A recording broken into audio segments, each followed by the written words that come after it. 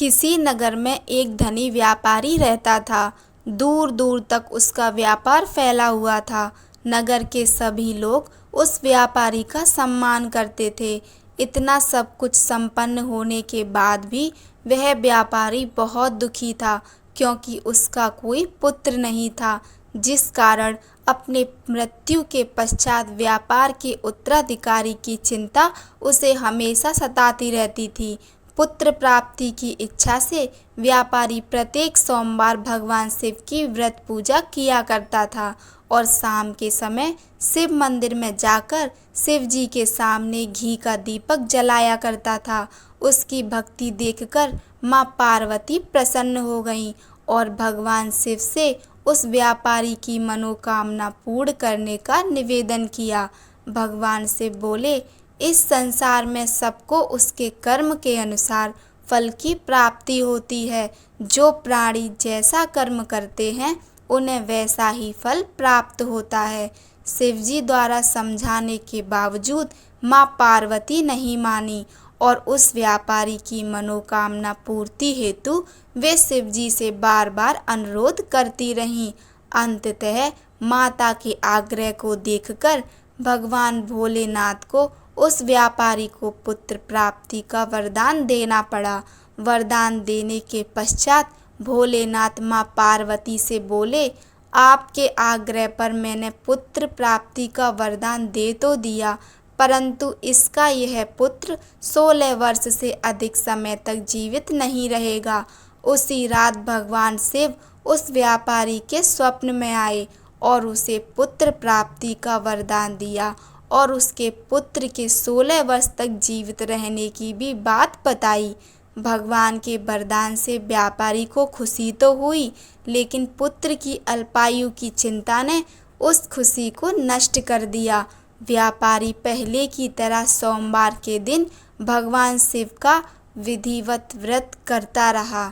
कुछ महीनों के बाद उसके घर एक अति सुंदर बालक ने जन्म लिया और घर में खुशियां ही खुशियां भर गईं।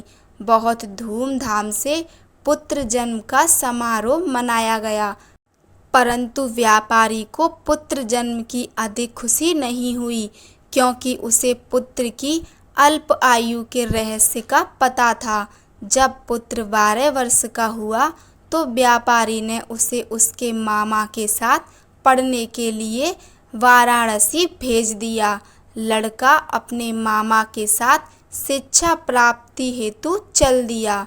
रास्ते में जहाँ भी मामा भांजे विश्राम हेतु रुकते, वहीं यज्ञ करते और ब्राह्मणों को भोजन कराते।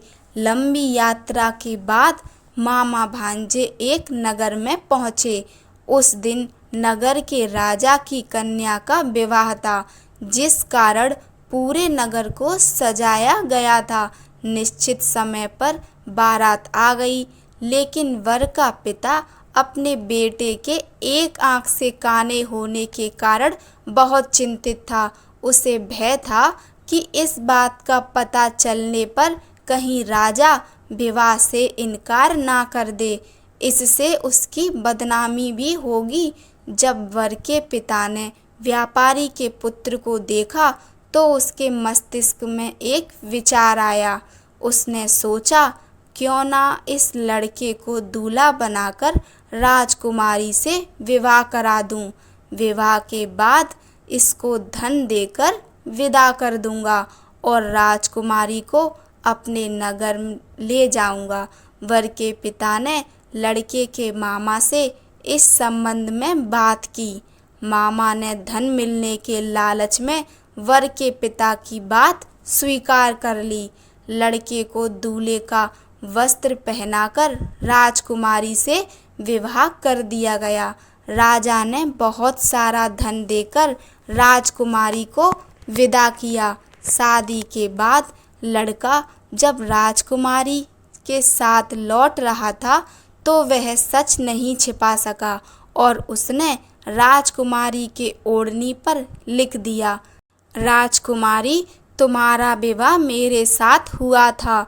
मैं तो वाराणसी पढ़ने के लिए जा रहा हूँ और अब तुम्हें जिस नवयुवक की पत्नी बनना पड़ेगा वह कान्हा है। जब राजकुमारी ने अपनी ओढ़नी पर लिखा हुआ पढ़ा तो उसने काने लड़के के साथ जाने से इनकार कर दिया।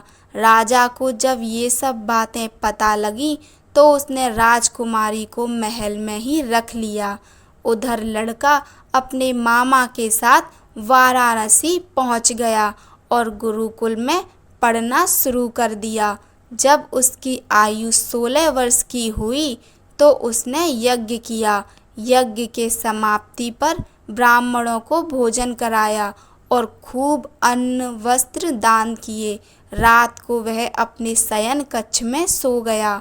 शिव के वरदान के अनुसार शयनावस्था में ही उसके प्राण पखेरु उड़ गए। सूर्योदय पर मामा मृत भांजे को देखकर रोने पीटने लगा। आसपास के लोग भी एकत्र होकर दुख प्रकट करने लगे। लड़के के मामा के रोने विलाप करने के स्वर समीप से गुजरते हुए भगवान शिव और माता पार्वती जी ने भी सुने। माता पार्वती ने भगवान से कहा, प्राणनाथ, मुझे इसके रोने के स्वर सहन नहीं हो रहे। आप इस व्यक्ति के कष्ट को अवश्य दूर करें। भगवान शिव ने माता पार्वती के साथ अदृश्य रूप में समीप जाकर देखा तो भोलेनाथ माता पार्वती से बोले, यह तो उसी व्यापारी का पुत्र है जिसे मैंने 16 वर्ष की आयु का वरदान दिया था। इसकी आयु पूरी हो गई है। माँ पार्वती ने फिर भगवान शिव से निवेदन कर उस बालक को जीवन देने का आग्रह किया।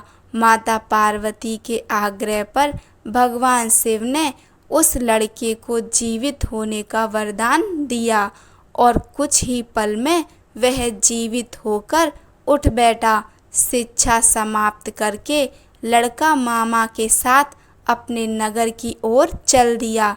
दोनों चलते हुए उसी नगर में पहुँचे जहाँ उसका विवाह हुआ था।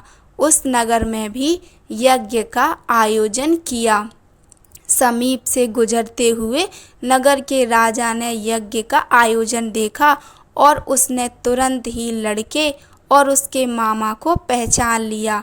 यज्ञ के समाप्त होने पर राजा मामा और लड़के को महल ले गया और कुछ दिन उन्हें महल में रखकर बहुत सा धन वस्त्र आदि देकर राजकुमारी के साथ विदा कर दिया। इधर भूखे प्यासे रहकर व्यापारी और उसकी पत्नी बेटे की प्रतीक्षा कर रहे थे।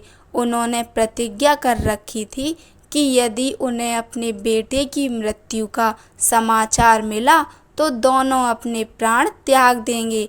परंतु जैसे ही उसने बेटे के जीवित वापस लौटने का समाचार सुना तो वह बहुत प्रसन्न हुआ।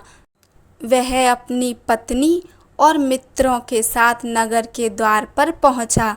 अपने बेटे के विवाह का समाचार सुनकर पुत्रवधू राजकुमारी को देखकर उसकी खुशी का ठिकाना ना रहा। उसी रात भगवान शिव ने व्यापारी के स्वप्न में आकर कहा, हे श्रेष्ठी, मैंने तेरे सोमवार के व्रत करने और व्रत कथा सुनने से प्रसन्न होकर तेरे पुत्र को लंबी आयु प्रदान की है। पुत्र की लंबी आयु जानकर व्यापारी बहुत प्रसन्न हुआ। शिव भक्त होने तथा सोमवार का व्रत करने से व्यापारी की सभी मनोकामनाएं पूर्ण हुईं। इसी प्रकार जो भक्त सोमवार का विधिवत व्रत करते हैं और व्रत कथा सुनते हैं उनकी सभी इच्छाएं पूरी होती हैं। कहानी अच्छी लगी हो तो लाइक कीजिए, चैनल को सब्सक्राइब कीजिए। धन्यवाद।